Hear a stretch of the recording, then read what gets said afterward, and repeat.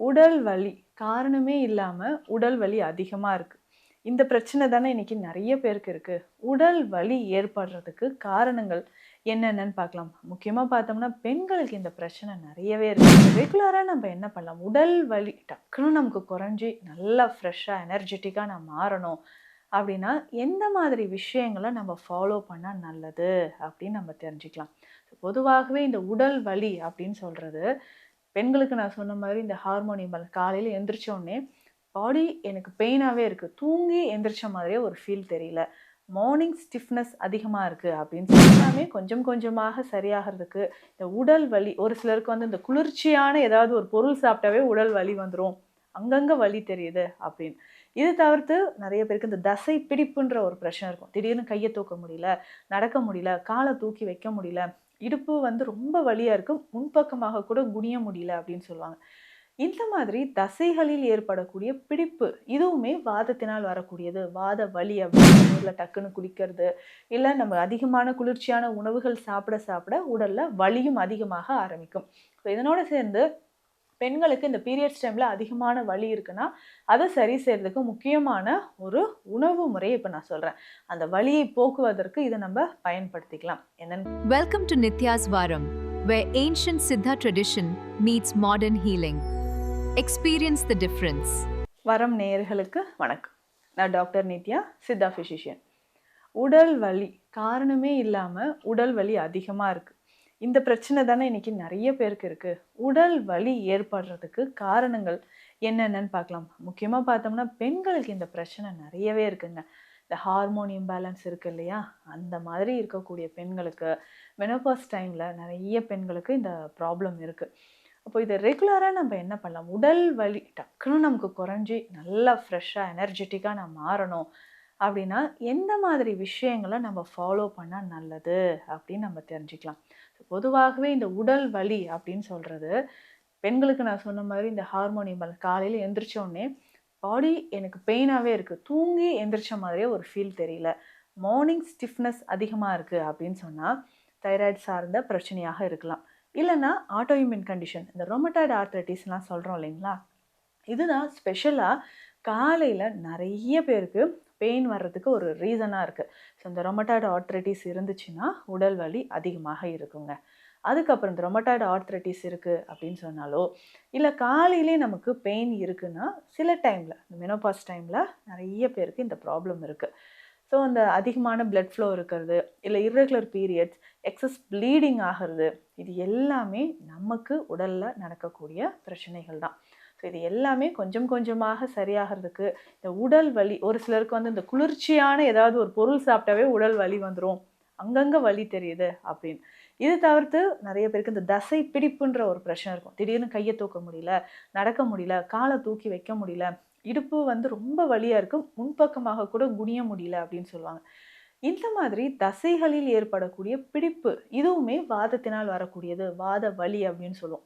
இன்னும் ஒரு சிலருக்கு ஓடுவாதம் அப்படின்ற ஒரு பிரச்சனை இருக்கும். திடீர்னு ஏதாவது ஒரு இடத்துல வலி இருக்குன்னா, கொஞ்ச நேரம் கழிச்சு இடுப்புல வலி இருக்கு, இல்ல தோள்பட்டையில வலி இருக்கு.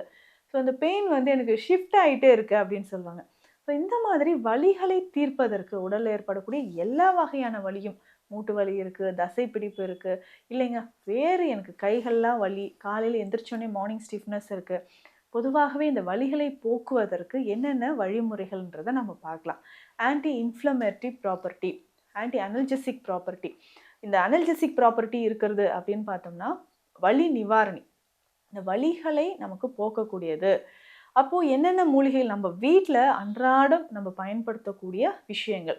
ஸோ இத நம்ம ரெகுலரா ஃபாலோ பண்ணிக்கிட்டே வரும்பொழுது, உடல்ல இருக்கக்கூடிய வலி நமக்கு குறைய ஆரம்பிக்குது. சரி, அப்ப அந்த வலி குறையறதுக்கு முதல்ல இஞ்சி நமக்கு பயன்படுது. மஞ்சள், பூண்டு ஸோ இது எல்லாமே நமக்கு வலியை போக்கக்கூடியது தான். அப்போ வலி ஏதாவது இருந்துச்சுன்னா, இந்த இஞ்ச பயன்படுத்தியோ, மஞ்சளை பயன்படுத்தியோ நம்ம பெரிய ஒரு நிவாரணம் எடுத்துக்கொள்ளலாம். இத எப்படி பயன்படுத்தலாம்னா, தினந்தோறும் நம்ம பால்ல கொஞ்சம் இஞ்சி போட்டோ, இல்லன்னா சுக்கு பொடி, சுக்கு பால் அப்படின்னு நம்ம சொல்லுவோம். சுக்கு பால் போட்டோ நம்ம குடிக்கலாம். ஸோ இதுக்காக தான் அதிகமா நம்ம வந்து சுக்கு மல்லி காஃபியோ, இல்ல கருப்பட்டி காப்பியோ நம்ம குடிக்கிறதுக்கான ஒரு முக்கியமான ஒரு ரீசன் என்னன்னா, உடல்ல இருக்கக்கூடிய வலிகளையும், அந்த ஆன்டி இன்ஃப்ளமேட்டரி ப்ராப்பர்ட்டி இன்ஃப்ளமேஷன் அழற்சி இதையும் வந்து சரி செய்யக்கூடியது. ஸோ ரொம்ப நாளாக கழுத்து வலி அப்படின்னு சொல்கிறவங்க டிஸ்க் பல்ஜ் இருந்தால் கழுத்து வலி ஏற்படும். அந்த டிஸ்க் பல்ஜை சரி செய்யறதுக்கு இது தாங்க பெஸ்ட்டு வழி அப்படின்னா, காலையில் கொஞ்சம் சுக்கு பால் நீங்கள் குடிக்கலாம். சுக்கு பால் எப்படி செய்கிறது அப்படின்னா, ரொம்ப சிம்பிள். சுக்கு பொடி இருக்கு இல்லைங்களா, பாலை நல்லா கொதிக்க வச்சு ஒரு 1/4 டீஸ்பூன் சுக்கு பொடி அதில் போட்டுடணும். அதை விட கம்மியான அளவுக்கு மஞ்சள் அதில் சேர்த்துடணும். மஞ்சள் சேர்த்து பனங்கற்கண்டு சேர்த்து காலையிலே குடிக்கலாம். இல்லை இரவு நேரத்திலோ இல்லை மாலை வேளைகளையோ சுக்கு பால் நம்ம குடிக்கும்பொழுது உடலில் இருக்கக்கூடிய வலி நமக்கு குறைய ஆரம்பிக்கும். அடுத்து முக்கியமான ஒரு விஷயம், இதில் ஒற்றட முறைகள் வலியை அதிகமாகவே நமக்கு போக்கக்கூடியது. ஒற்றட முறை அப்படின்னு சொன்னால் பாடியில் நல்லா ஆயில் அப்ளை பண்ணிவிட்டு ஒட்டடம் கொடுக்குறது. இந்த எந்த வகையான தைலங்கள் நமக்கு ரொம்ப சிறந்ததாக இருக்கும்னா, வாத கேசரி தைலம், சிட்ராமூட்டி தைலம், வாத நாராயண தைலம், சரிங்களா? இந்த தைலங்களை எல்லாமே நம்ம அப்ளை பண்ணிக்கிட்டே வரும்போது உடலில் இருக்கக்கூடிய வலிகள் நமக்கு குறையும். தசைகளில் இருக்கக்கூடிய வலிகள் நமக்கு குறைய ஆரம்பிக்கும். ஸோ தசை வலி நமக்கு குறையிறதுக்கோ உடலில் இருக்கக்கூடிய வலி நமக்கு குறையிறதுக்கோ ஒற்றட முறை பயன்படுது. ஸோ தைல வகைகள் நான் சொன்ன இந்த தைல வகைகளை பாடியில் அப்ளை பண்ணிவிட்டு இந்த ஒற்றடம் முறையை நம்ம கொடுக்கும்பொழுது தான், இந்த ஒற்றடம் அப்படின்னு சொல்லக்கூடியது இந்த கிழி அப்படின்ற ஒரு விஷயம் இல்லையா, இந்த கிழிக்குள்ளே வைக்கக்கூடிய மூலிகைகள் சொல்லும்போது இதில் நிறைய மூலிகைகள் நம்ம வச்சுட்டு வருவோம். இதில் முக்கியமாக ஆமணக்கு இலைகள் ரொம்ப முக்கியமானது.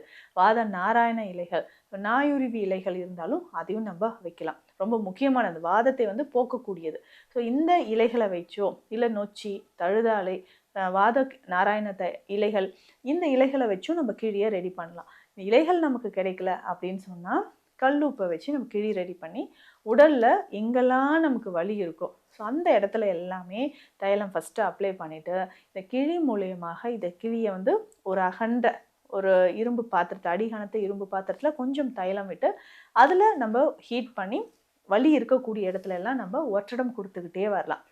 இந்த மாதிரி ஒற்றடம் கொடுக்க உடலில் இருக்கக்கூடிய வலிகள் நமக்கு குறைய ஆரம்பிக்கும். முக்கியமாக அதிகமாக குளிர்ச்சியான பொருட்களை சாப்பிடுவதை நீங்கள் தவிர்த்துக்கோங்க. அதிகமான குளிர்ச்சி இருக்கக்கூடிய உணவுகளை நீங்கள் சாப்பிட்டீங்கன்னா உடலில் நமக்கு இன்னும் வலிகள் அதிகமாக ஆரம்பிச்சிடும். ஸோ இதையும் நம்ம பார்த்துக்கணும். குளிர்ந்த நீரில் டக்குன்னு குளிக்கிறது, இல்லை நம்ம அதிகமான குளிர்ச்சியான உணவுகள் சாப்பிட உடலில் வலியும் அதிகமாக ஆரம்பிக்கும். ஸோ இதனோட சேர்ந்து பெண்களுக்கு இந்த பீரியட்ஸ் டைமில் அதிகமான வலி இருக்குன்னா அதை சரி செய்கிறதுக்கு முக்கியமான ஒரு உணவு முறையை இப்போ நான் சொல்கிறேன். அந்த வலியை போக்குவதற்கு இதை நம்ம பயன்படுத்திக்கலாம். என்னன்னு கேட்டிங்கன்னா முடக்கருத்தான். ஸோ இந்த முடக்கருத்தானை பயன்படுத்தி அடை மாதிரி நம்ம செஞ்சு சாப்பிட்லாம். இதில் முக்கியமாக சிவப்பு அரிசியை பொடி செய்த நல்ல பவுடராக சிவப்பரிசி பொடி நம்ம எடுத்துக்கணும். இதனோட முடக்கருத்தான் கீரை இருக்குது பார்த்தீங்களா, நல்ல பேஸ்ட் மாதிரி அரைச்சி இதனோட சேர்த்துக்கணும். இதனோட கொஞ்சமாக உளுந்து பொடியும் சேர்த்து நல்லா மிக்ஸ் பண்ணி கொஞ்சம் உப்பு, சீரகம், சிறு வெங்காயம் இது எல்லாமே சேர்த்து அடை மாதிரி சாப்பிட்டுட்டு வரலாம். இது முக்கியமாக பெண்களுக்கு அந்த மெனோபாஸ் டைமில் அதிகமான வலி இருக்குன்னா அதை போக்குவதற்கு இந்த அடையை நம்ம பயன்படுத்தலாம். இதை தாண்டி தசைப்பிடிப்பு, எலும்புகளில் வலி இருக்குது அப்படின்னாலும் இந்த அடையை நம்ம பயன்படுத்தலாம். இதுவே முடக்கருத்தான் கீரையை நம்ம சூப் மாதிரியோ இல்லை தைலமாகவோ நம்ம பயன்படுத்தும் பொழுதும் உடலில் இருக்கக்கூடிய வலிகளும் நமக்கு காணாமல் போயிடும். இதை தாண்டியும் இன்னும் நிறைய சித்த மருந்துகள் இருக்குது. இது தொடர்பான மருத்துவ ஆலோசனைகள் தேவைப்பட்டால் ஸ்க்ரீனில் இருக்கிற நம்பருக்கு காண்டாக்ட் பண்ணுங்கள். நன்றி. Welcome to Nitya's Varam, where ancient Siddha tradition meets modern healing. Experience the difference.